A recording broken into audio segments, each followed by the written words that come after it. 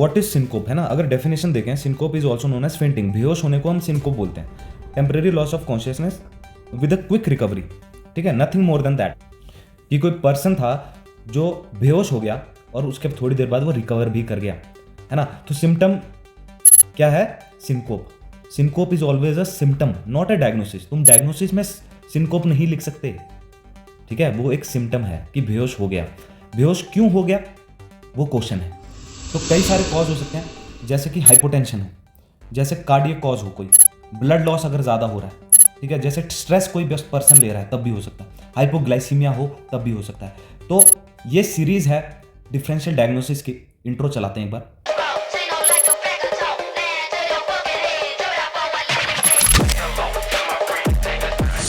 देखो, सिनकोप में एक चीज पक्की पक्की है कि there will be transient cerebral hypoperfusion, ठीक है, दिमाग में ब्लड कम जाएगा तब ही चक्कर आएगा, दिस इज फॉर श्योर, है ना। अब उसके कई सारे रीजन हो सकते हैं कि हाँ, हार्ट अच्छी तरह पंप नहीं कर रहा तब दिमाग में कम जा रहा है ब्लड, ठीक है, हो सकता है कि दिमाग में ही कोई दिक्कत हो तब ब्लड कम जा रहा है, ठीक है, हो सकता है हाइपोटेंशन चला है, ठीक है, बहुत सारे कॉज। लेकिन एक प्रोमिनेंट कॉज वो है सीजर, ठीक है, जिससे डिफ्रेंशिएट करना बहुत जरूरी है क्योंकि उसमें भी ट्रांजिएंट लॉस ऑफ कॉन्शियसनेस होता है, ठीक है। अब सीजर में बोला जाता है कि एक विटनेस का होना जरूरी है, क्योंकि वो विटनेस ही देख के तुम्हें बताया गया कि हाँ सर, इसको ये टोनिक मूवमेंट्स, जर्की मूवमेंट्स हुए थे, हाँ इसके फ्रोथिंग ऑफ माउथ हुआ था, ठीक है। तो एक विटनेस कहीं ना कहीं होना जरूरी होता है उसमें, ठीक है। तो टोनिक क्लोनिक अगर है, मूवमेंट्स हैं, तो हम बोलेंगे हाँ सीजर हुआ था, इसको सिनकोप नहीं था, सीजर था, ठीक है। पोस्ट इक्टल कंफ्यूजन, यानी सीजर के बाद वो पेशेंट बोल रहा है मैं कहाँ पहुंच गया, that is known as post ictal confusion, वो चीज़ होता है सीजर में ही, ठीक है। टोड पैरालिसिस, टोड पैरालिसिस क्या होता है, सीजर के बाद कई बार क्या होता है, आर्म वीकनेस हो जाती है, ठीक है, बंदा आर्म को मूव नहीं कर पा रहा, या फेशियल वीकनेस हो जाती है, कोई पार्ट की वीकनेस हो जाती है, जिसको हम बोलते हैं टोड पैरालिसिस, क्लियर। एक सिंपल टेस्ट कराओ वीबीजी में लैक्टेट का, सुनना, कॉन्सेप्ट सुनना।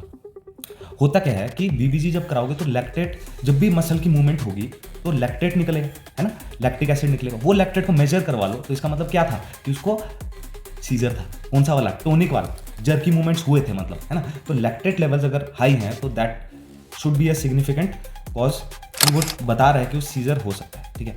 अब देखो कॉज में आते हैं कि what are the causes of syncope, syncope के क्या क्या कॉज हो सकते हैं, जो कि बहुत इंपॉर्टेंट होता है। जब भी कोई पेशेंट आया बोले चक्कर आ गया मेरे को, बट तुम्हारे दिमाग में ये नहीं आना चाहिए चक्कर आए पर क्यों आया, है ना, क्या क्या कॉज हो सकता है वो देखते हैं। तो सबसे पहला होता है वेजोवेगल सिनकोप, जो बहुत कॉमन है और बढ़िया चीज़ है, क्योंकि इसमें क्या है कि इमोशनल कोई स्ट्रेस हुआ उसको, है ना, या उसको क्या हुआ कि कुछ ऐसी, जैसे ब्लड प्रिकिंग करवा रहा था वो, है ना, और ब्लड देख के उसको बेहोश हो गया, ठीक है। तो इमोशनल को ट्रिगर, जैसे कोई बैड न्यूज़ सुन ली उसने, है ना, या ब्लड देख लिया तो उसकी वजह से बेहोश हो गया, दैट इज वेजोवेगल सिनकोप। तो वेजोवेगल सिनकोप में एक ये चीज़ ज़रूरी होती है, एक समझ लो कि एक प्री रिक्विजिट ये है कि उसमें कुछ ट्रिगर होना चाहिए, कि बैड न्यूज़ देख लिया, ब्लड देख लिया, ऐसा कोई ट्रिगर होना चाहिए इमोशनल या फिर ऐसा कुछ, ठीक है।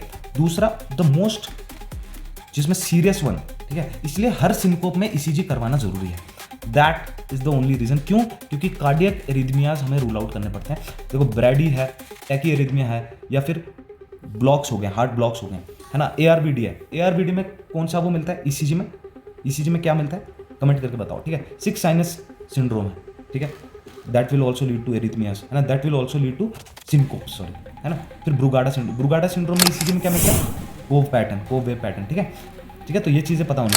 एंड एआरबीडी में क्या था, एप्सिलॉन वेव मिलती है, ठीक है। तो ये सब चीज़ें होती हैं, है ना, और इसकी वजह से एरिथमिया होते हैं, जिसकी वजह से हार्ट अच्छी तरह पंप नहीं कर पाएगा और सिनकोपल अटैक्स देखे जा सकते हैं। स्ट्रक्चरल कॉज हो सकते हैं कि हार्ट के स्ट्रक्चर में कुछ है। देखो ये कौन सा वो है, देखो यहाँ पे एक यहाँ पे राइट वेंट्रिकल भी बना दिया मैंने, ठीक है, राइट हार्ट, ये कौन सा, लेफ्ट हार्ट में जो आउटपुट है ना वो अगर हैम्पर्ड हो रहा है, दैट विल कॉज सिनकोप, क्योंकि आउटपुट ही है जो टिश्यूज में जा रहा है, वही है जो ब्रेन में भी जा रहा है। और मैंने क्या बोला, सिनकोप क्यों होगा ब्रेन में जब हाइपोपरफ्यूजन होगा, तो वो क्यों हो सकता है, एमआई की वजह से। एमआई है, यहाँ की वॉल काम नहीं कर रही, वॉल अच्छी तरह कंप्रेस ही नहीं हो रही, तो it will lead to less ejection fraction will lead to less blood in brain, है ना, तो हाइपोपरफ्यूजन से सिनकोप हो जाएगा। उसी तरह एचओसीएम, है ना, एथलीट्स में मिलता है, पल्मोनरी एम्बोलिज्म, एओर्टिक स्टेनोसिस, देखो एओर्टिक स्टेनोसिस यहाँ पे हो गया, स्टेनोसिस मतलब नैरोइंग हो गई, तो ब्लड ऊपर जा नहीं रहा, ठीक है। एलवी डिसफंक्शन, बेसिकली ये कॉन्सेप्ट है, ठीक है। तो ये एक बहुत सीरियस कॉज है, इसलिए हर सिनकोप के पेशेंट में ईसीजी कराना बहुत जरूरी है, ठीक। Next is orthostatic.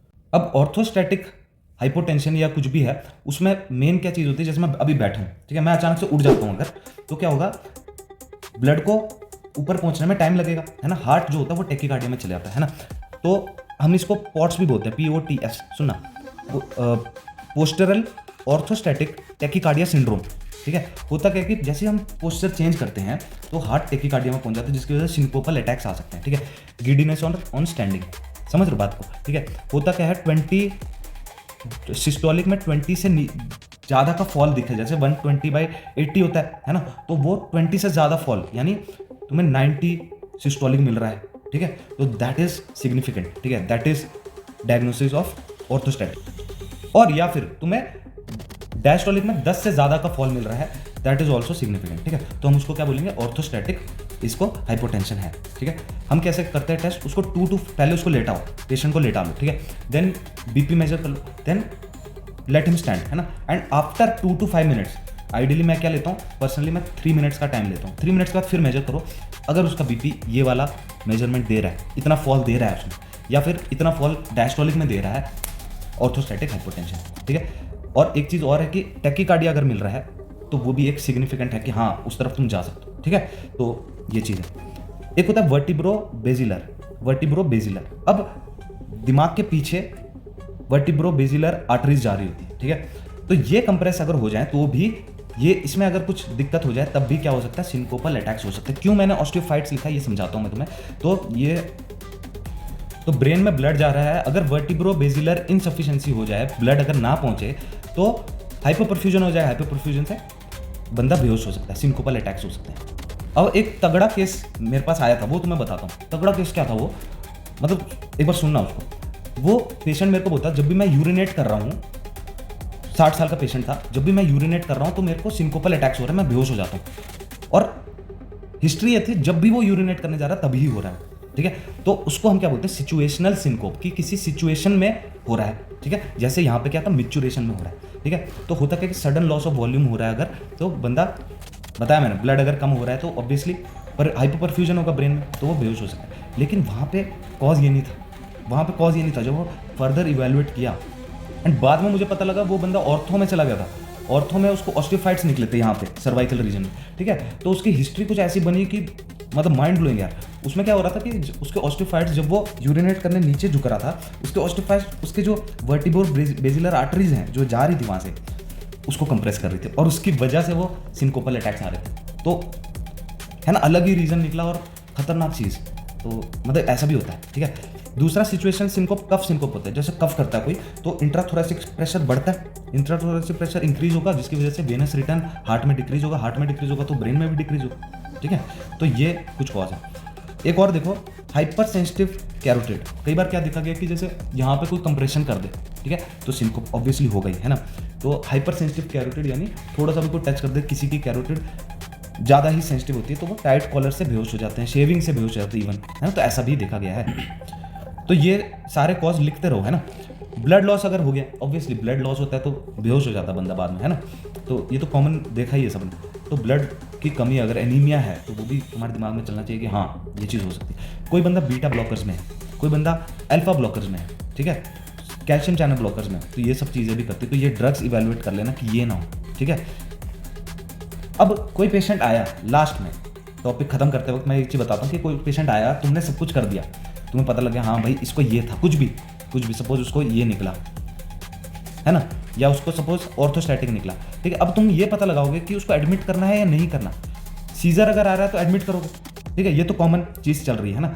लेकिन क्या क्या चीज़ इवेलुएट करना है, उसका एक निमोनिक है, असल में शिकागो स्कोर है ये, ठीक है, शिकागो क्लासिफिकेशन है, उसमें बताई जाती है। उसमें ये बताया गया कि कंजेस्टिव हार्ट फेलियर अगर है उसको एडमिटेड, ठीक है। हिमेटोक्रिट अगर 30% से कम है, ऐसे नॉर्मल क्या 45 ऐसे रहता है ना, 30% से कम है, यानी आरबीसीज कम है। हिमेटोक्रिट का मतलब क्या है, वो आरबीसीज जो है वो कम पड़ रही है तो एडमिटेड, है ना।